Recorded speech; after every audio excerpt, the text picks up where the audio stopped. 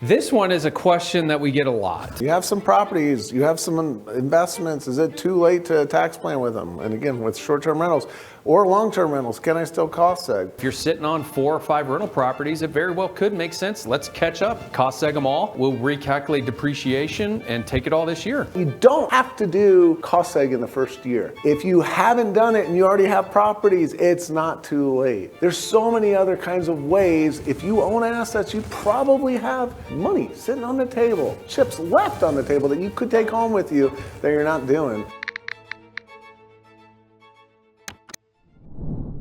Welcome to another episode of the Hidden Money Podcast, where we are continuing our short-term rental series.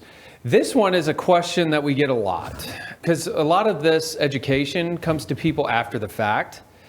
Someone may be sitting on 5 short-term rental properties, and then they love those clients. And then they start hearing our podcast and this education that's coming out, and they're like, I can do what with short-term real estate? And they already own properties. So this episode, we're going to tackle, hey, is it too late to do any of the strategies we've talked about? If you've already owned properties and we're sitting in 2026, is it too late? No. No, it's not. Never too late. You can always utilize short-term rentals because material participation is relying on, it's kind of the crux of the tax plan, and material participation is a year-by-year test. So you could own 5 rental properties in the past, but as so long as you're materially participating this tax year, we can catch up we can cost segregate this year and catch up all that depreciation and take it as if you did cost seg it in the year that you bought it. I know you're too young to remember this, but back when I started, and we were still using black and white TVs and printing out tax returns. And back when I started, there was no such thing as bonus depreciation. That didn't come out until 9/11. You were in high school or something? I was a senior in high school. Were you really? I was. Oh, I was a senior in high school in 2001. Wow. Okay. With that being said, back when you were still in high school, we did not have bonus depreciation. Cost segs still existed. Cost segs have been around since the late 80s, early 90s. So when would we do cost segs? Oh, it was so fun. I remember my first big cost segregation. We had this real estate family. They had something like 40 different apartment complexes. Not huge apartment complexes each, but I mean, they had a lot of doors. And we went and we met with them, and this was like the first big sale I ever had, because my partner got sick that morning. And I got out there, and the manager they sent me with, she was terrified to talk. So I got to talk to these people, and they're like, yeah, so why would we even consider coming to you? You guys are a lot more expensive. And I said, well, just tell me a little bit about your business. Do you mind if I look at your tax returns? They had so much, their accumulated depreciation, the amount of depreciation they had taken previously was so small. I was like, have you ever heard of a cost segregation study? They're like, no, what's that? Well, anyways, the average time that they had owned these properties was about 5 to 6 years of each of these properties. And they had never done a cost seg. They just were depreciating everything after 27 and a half years, straight line. I said, look, you got 25% of your cost basis in these properties. We're talking, I think it was like $90 million at that time, which was a lot back when you were in high school. $90 million, and 25% of that, actually we ended up cost segging that closer to 29%. And these people had a $24 million tax deduction that year. That was also back in the year we could carry NOLs back, and we got these guys all these refunds, and I was explaining all this to them. And I still didn't get a big bonus from PricewaterhouseCoopers that year, but we got that, and that's what you can do. You can do cost segs after the fact. So whether you own property for 8 years, 10 years, 3 years, it doesn't matter when you do the cost seg. You get that deduction in that year. And like Kevin mentioned, you do want to time it that. We have clients all the time buy a short-term rental and had it for 2 years, but they haven't materially participated. We're like, no, don't cost seg, don't cost seg. Not yet, because they know an exit's coming up. They know that there's going to be some sort of increase in income, and we're going to want that depreciation then. So you can buy a short-term rental this year, and then you're going to sell your business in 2 years, 3 years from now. Let's buy a couple of rental properties and we'll sit on them. And then when you have that big exit, you're going to be in a higher bracket. All right, now let's trigger cost seg and trigger bonus depreciation on everything you bought the last few years in that year. So that is why working with kind of a tax strategist is going to be so worthwhile, is because we're not going to be just preparing a tax return. We're actually going to be communicating with you and understanding your life so that we can best That's plan. called strategy. Yes. Yes. It's amazing. You should get some if you haven't had it before. What you were just saying, right? You said, so let's sit on it until we sell our business. That works great if you're a business owner because of excess business loss rules, right? But let's say you are an employee for somewhere and you've got good stock options or RSUs, and you know there's going to be an exit or a new funding round and you're going to get paid out in 2 years. Well, if your income's coming from your W-2, you can't wait until the year you get your income to offset it with these deductions. That's where strategy is important. You can get it, if you buy those a year, the tax year before, and do the cost seg then, now all of a sudden you can take all that loss and offset against your active income and not have the excess business loss deduction. So strategy is so important. It is. And the excess business loss, this is kind of a tax 401 class of what that is, but just from a very high level, here's what it is. So whenever there's new tax changes, it's always a give and take between what that administration wants versus what Congress will even allow, or the Treasury. They have to actually bring in revenue. The government can't just throw out tax breaks left and right and hook everyone up. Yeah, they could. They could, but then we may not have a defense system. We may not have. So we'd have like deficit spending? We already have it. Stop it. So we do need to have some revenue come into our government. Tariffs, baby. We need to have some revenue from our citizens to come in through our government. And so when Trump was in his Tax Cuts Job Act in 2017, he wanted 100% bonus depreciation. He wanted qualified business income deductions. He wanted all these tax breaks, but there has to be a hurt somewhere because we can't just throw out tax breaks. And so one of those hurts is what's called excess business loss limitations. It's section 461L of the Internal Revenue Code. All this states is if you're a W-2 employee, you can only reduce your W-2 with business losses up to a certain amount. And that's around $700,000 for this year. So let's say you have $1 million W-2 and $1 million short-term rental loss. You're not going to offset all your W-2. You're going to offset up to that limit. Then the excess that was not deducted carries forward. So in your example of someone who may have a $3 or $4 million payout next year, let's accumulate a lot of loss this year, and we're going to get that $700,000 benefit, but maybe we have $3 or $4 million of losses allocated to us. We're going to deduct our $700, but then all that extra loss carries forward as a net operating loss that's not subject to 461L. So now you can reduce your income at a much greater clip next year with a net operating loss instead of cost segregating everything in the year your income spikes. That is for W-2 employees. If you're a trade or business, you own your own business, doesn't matter. Depending on the structure, most likely. Typically, it won't matter, yeah. So business losses will offset your business income. So this is the exact scenario we walk through our clients with, is just to make sure, hey, this strategy, is it going to actually pass muster? Is this the wisest thing to cost seg this year or next year? You know, if you're sitting on 4 or 5 rental properties, it very well could make sense. Let's catch up, cost seg them all. We'll recalculate depreciation and take it all this year. It's never too late. I think the question that we asked in the beginning, though, is, so let's say you find yourself, you own some properties, you've owned them for a while, you're operating them. Is it too late to do anything tax-wise? Heck no. There's so many things you can do. Don't let people tell you that. I hear all the time, wait a second, all my rental properties cost under $1 million each. I've been told by my CPA, don't do cost seg, it's not worth it. What? It's a $200,000 property. The cost seg in a vacuum, that $200,000 property, you're going to pay $3,000 for a cost seg, and it's going to probably get you $50,000 of extra depreciation at your tax bracket. That probably saves you $15K of tax. Yeah. So all that work, the cost seg saves you $15,000. That's still a good ROI. That's still a net positive. And then $3,000 to get $15,000. Who wouldn't do that? And then if you have 5 of them, that's $1 million of property. Yeah. I mean, we cut deals all the time where if we have a client that has 5 or 6 rentals, that hey, if you want to do 5 or 6 cost segs, we won't charge $3,000, we'll charge 25 per or whatever, and get your costs down. You're going to get a 5x multiple, just or more. Yeah. I mean, that was a little multiple that he threw out, but you'll get that a lot. Not everyone, and that's why it's important to talk to a strategist. Find out what your cost benefit is. So don't listen to anyone if they tell you it's not worth cost segging, or let's talk about this. If I do cost seg, there's something called depreciation recapture. Am I just going to have to pay it back? No. That's right. I like these answers. These are good. So technically what happens, so it's when you take bonus depreciation on these rental properties, you're going to reduce your basis in that property a lot more than over straight line depreciation because you're writing off more of the property. So now when you sell it, all that extra bonus depreciation in the year that you sell it is income. That is depreciation recapture. And typically taxed at ordinary tax rates. Instead of capital gain. Instead of cap gain rates. And so what happens now is in the year that you sell it, there's many things you could do, but I'll give you two. Number one, 1031 exchange.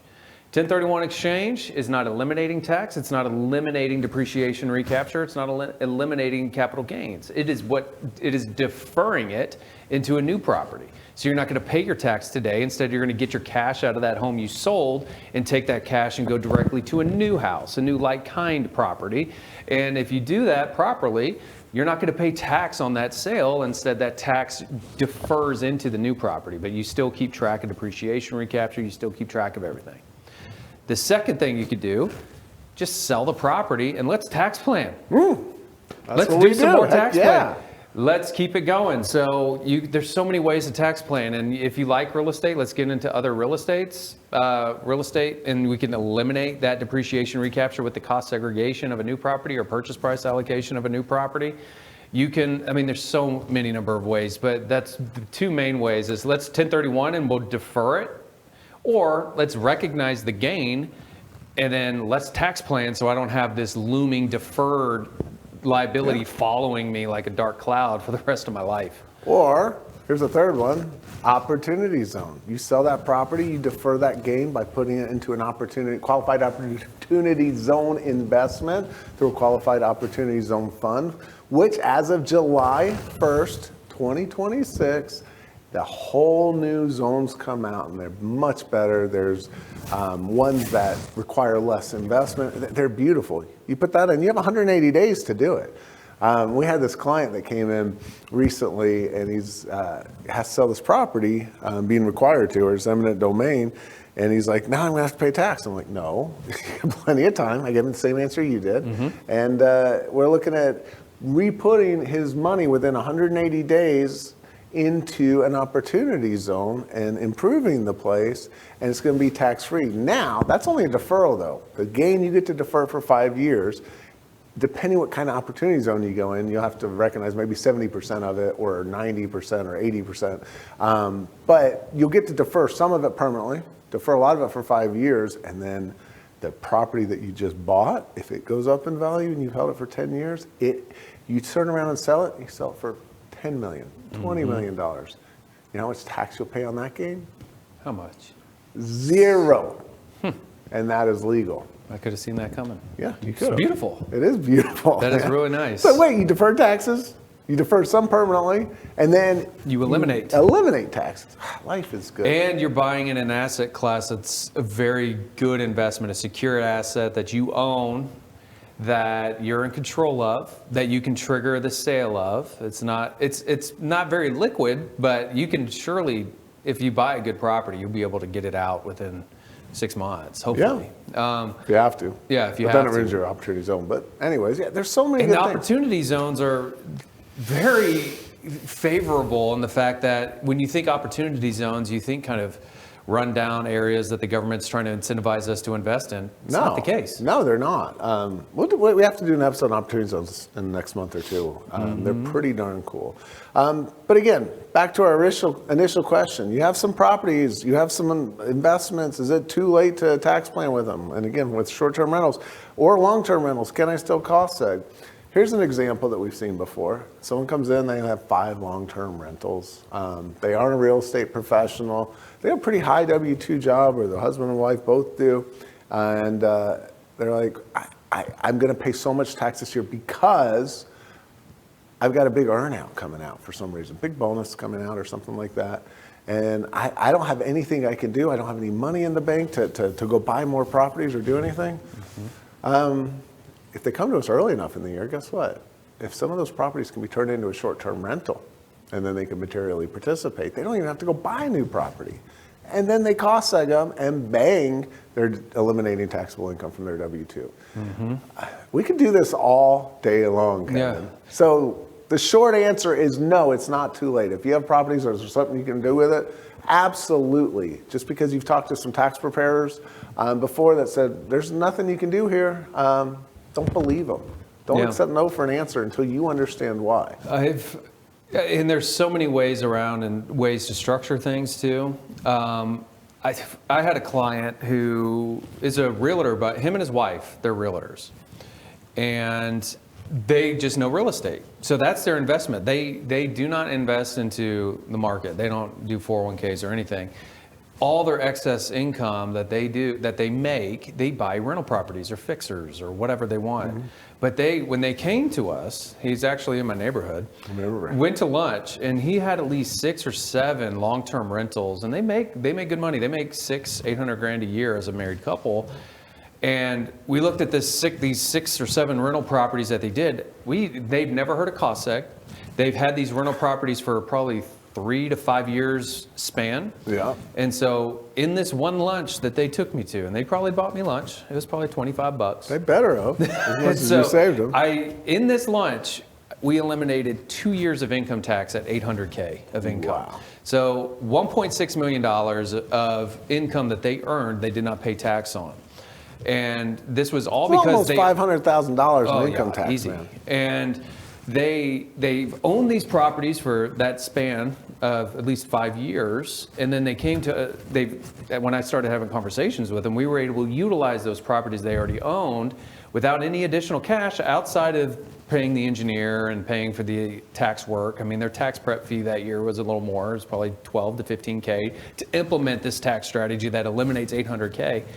But man, it was so nice. But now on the back end, now they're selling some of them, and we're running into the depreciation recapture. So I had to reset him, and remember, we ate really good for those 2 years. You did not pay tax on all that income. It's funny how when you show a client a couple years of zero tax, they just expect it to last forever. And they're like, hey, this is great. And then they start selling them. They're like, hey, this property's not performing, or I want to move up. They did 2 1031s, but they did sell some property.